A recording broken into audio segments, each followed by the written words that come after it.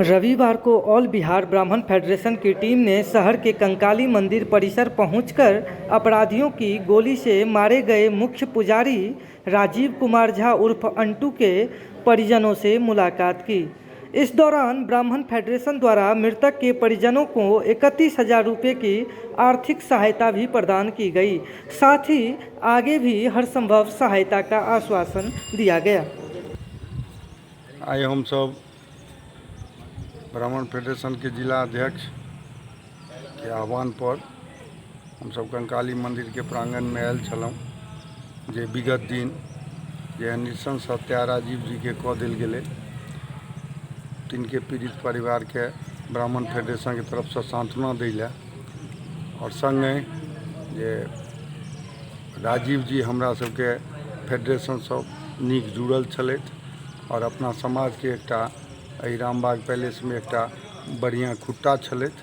हम सब बराबर अबैत रहै छलौं, हम सब हुनके जिज्ञासा में एलियन हन और संगे संगे ब्राह्मण फेडरेशन के तरफ से किछु हम सब आर्थिक सहयोग तत्काल 31,000 रुपया के दिलिए हन और बेसी से बेसी और हम सब प्रयासरत छियै और अपना समाज के लोग के आह्वान करै छियै जे सक्षम लोग छथि जे ई पीड़ित परिवार जे छोट छोट बच्चा हिनका 4टा छनि तिनकर केना बढ़िया से जीवन यापन करे ताहि लए समाज के सक्षम लोग सोच कऽ और किछु आर्थिक मदद होय पीड़ित परिवार से, जैसे कि पीड़ित परिवार ठीक से अपन जीवन यापन कऽ सकै छै। दरभंगा अपन मिथिला लोक में एक ब्रह्म हत्या फेर भेल है। पिछला 6 महीना में कही तो तेसर ब्रह्म हत्या है। तो एक तरह से बुझा रहा है कि ब्राह्मण सब एक टारगेट भऽ गेल है। से ओहि समय में भेल जहन नवराति चलि रहल छलै, जहन सबके पता छै जे ब्राह्मण जे है या एतऽ के मिथिला के लोग जे है से शाक्त पूजा के तो शक्ति पूजा केओ आदमी कऽ रहल छै समाज कल्याण लए, विश्व कल्याण लए और सेहो जल तल त्याग कऽ कऽ रहल छथि और हुनकर निर्मम हत्या कऽ देल गेलनि।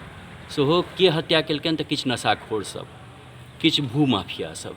तो एकर ठीक से प्रशासन संज्ञान लिया, उनका उचित न्याय दियावे और हमर सबके मांग ई है कि प्रशासन के तरफ से या हमर सबके जनप्रतिनिधि जे छथि हुनकर सबके तरफ से कि परिवार के पूरा सहयोग देथिन, सरकारी नौकरी देथिन, जैसे ई परिवार टूटे नहीं फले फूले। यह हमर सबके आदरणीय अध्यक्ष महोदय के अनुसरण करैत सक्षम लोग और हम सब सक्षम लोग के अपील करऽ चाहे छी जिनका से जे जुड़ेन से आबैत सामने में और आबि कऽ ई परिवार के सहयोग करत, जैसे ई परिवार टूटे नहीं। यह अपील करी छी सबसे। धन्यवाद।